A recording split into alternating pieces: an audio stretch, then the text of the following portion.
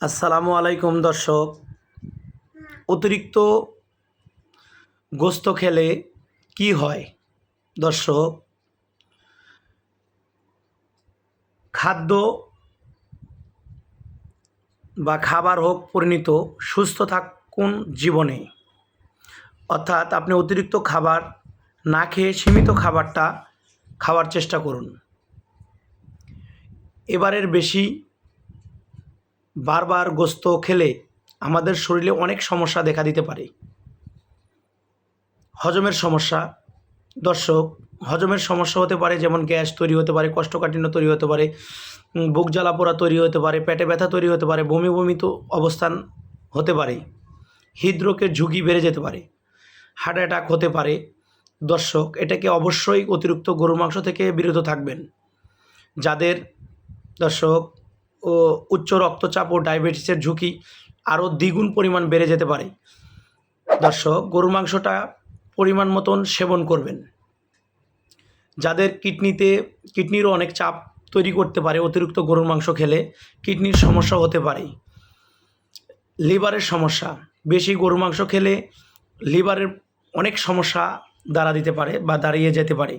দর্শক, এই দিকে আমাদেরকে অবশ্যই ফলো রাখতে হবে। ওজন বৃদ্ধি, অতিরিক্ত গরুর মাংস খেলে আপনার ওজনটা অতিরিক্ত বৃদ্ধি পাবে এবং আপনি অসুস্থ হয়ে যেতে পারেন। দর্শক, আমাদের করণীয় কি? আমরা পরিমাণ মতো মাংস খাবো অথবা 1-2 টুকরো মাংস নেব। সবজি, শাকসবজি, সালাদের পরিমাণটা বাড়িয়ে দেব। সালাডটা পরিমাণটা, যেমন টমেটো, শসা, গাজর, লেবু, পেঁপের সালাদ, পাতাকপির সালাদ, এগুলো আমরা পরিমাণ মতো অনেক বাড়িয়ে দেব। প্রচুর পরিমাণে পান করব। দর্শক, মনে রাখতে হবে অবশ্যই, যদি আপনি পরিমাণ মতো মাংস খান, সেখানে যদি অনেক বেশি মাংস খান, সেক্ষেত্রে আপনি যদি পানি কম খান, তাহলে আপনার অবশ্যই হজম শক্তি কমে যাবে। তাই আপনি পানিটা পরিমাণ মতো যতটুকু খাতেন তার চেয়ে একটু বেশি পানি পান করুন, হজম শক্তিটা ভালো হবে।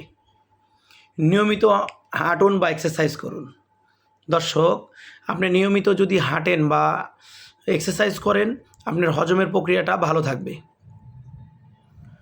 অল্প অল্প করে একসাথে বেশি খাবারটা খাওয়ার চেষ্টা করবেন না।